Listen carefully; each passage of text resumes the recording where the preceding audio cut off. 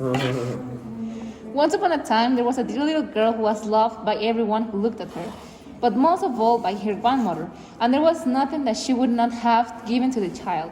Once she gave her a little cap of red velvet, which suited her so well that she would never wear anything else. So she was always called Little Red Riding Hood. One day her mother said to her, Come, little Red Riding Hood. Here's a piece of cake and a roll of bread. Take them to your grandmother. She's ill and weak, and they will do her good. Sit out before you get hot. And when you are going to act nicely and quietly and don't run off the path. But you may fall and break the bottle. And then your grandmother will get mad. And when you go into her room, don't forget to say good morning. And don't peek into every corner before you do it. I will take great care. the grandmother lived out in the woods, half a league from the village, and just as Little Red Riding Hood entered the wood, a wolf met her. Redcap did not know what a wicked creature he was, and was not at all afraid of him. Good day, little Red Riding Hood. Thank you kindly, Wolf. Why away so early, little Red Riding Hood? To my grandmother's. What have you got in your apron? Cake and wine. Yesterday was Baker's Day, so poor sick grandmother is to have something good to make her stronger. Where do you run the leaf, Red Riding Hood? A good quarter of a league farther on in the woods. Her house stands under the three large oak trees. The nut trees are just below. You surely must know it. The wolf thought to himself, what a tender young creature. What a nice plump mouthful. She would better to eat than the old woman. I must act craftily so as to catch both. So he walked for a short time by the side of the Little Red Riding Hood, and then he said, See you, little Red Riding Hood. How pretty the flowers are. Why do you not look around? I believe too that you do not hear how sweetly the little birds are singing.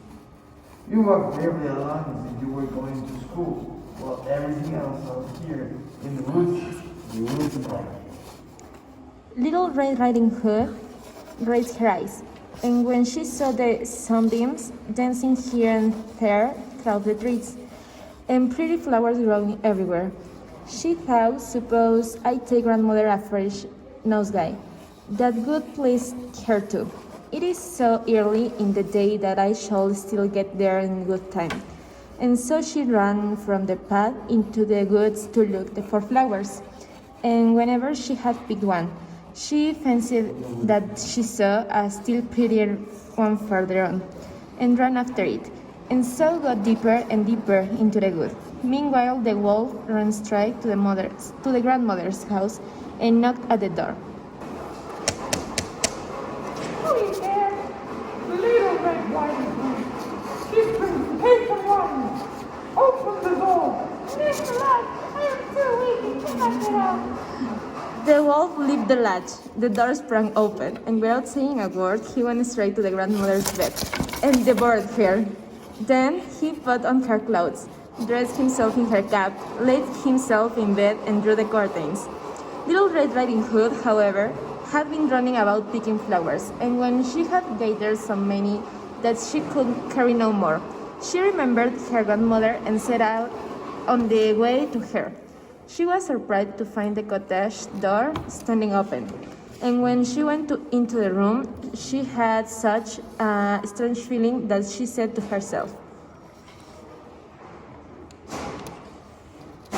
Oh dear, how I miss that you today. And another time, I would be with my mother. So much. Good morning. There lay her grandmother with her cap pulled far over her face and looking very strange. Oh, grandmother, what big ears you have. The bears will lead you with my son. But, grandmother, what big eyes you have. The bears will see you with my son. But, grandmother, what large hands you have. The bears will talk to me. Oh, but grandmother, what a terrible big mouth you have. The birds will eat you with. And scarcely had the wolf said this, then with one bound he was out of bed and swallowed up Redcap.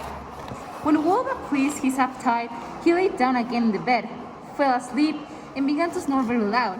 The huntsman was just passing the house and thought to himself, "How the old woman is snoring. I must see if she wants anything." So he went into the room, and when he came to the bed, he saw that the wolf was laying in it. Do I find you here, you old sinner? I have ransomed you. Then, just as he was going to fire at him, it occurred to him that the wolf might have devoured the grandmother and that she might still be saved. So he did not fire, but took a pair of scissors and began to cut open the stomach of the sleeping wolf. When he had made 2 snips, he saw the little Red Riding Hood shining. And then he made 2 snips more, and the little girl sprang out, crying.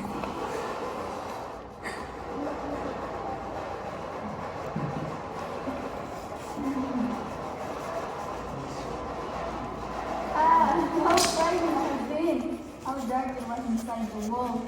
And after that, the aged grandmother came out alive also, but scarcely able to breathe.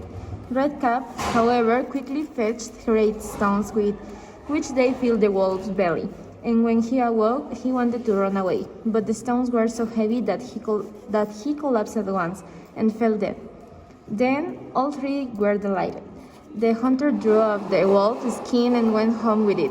The grandmother ate the cake and drank the wine, which Redcap had brought and revived, but Redcap thought to herself,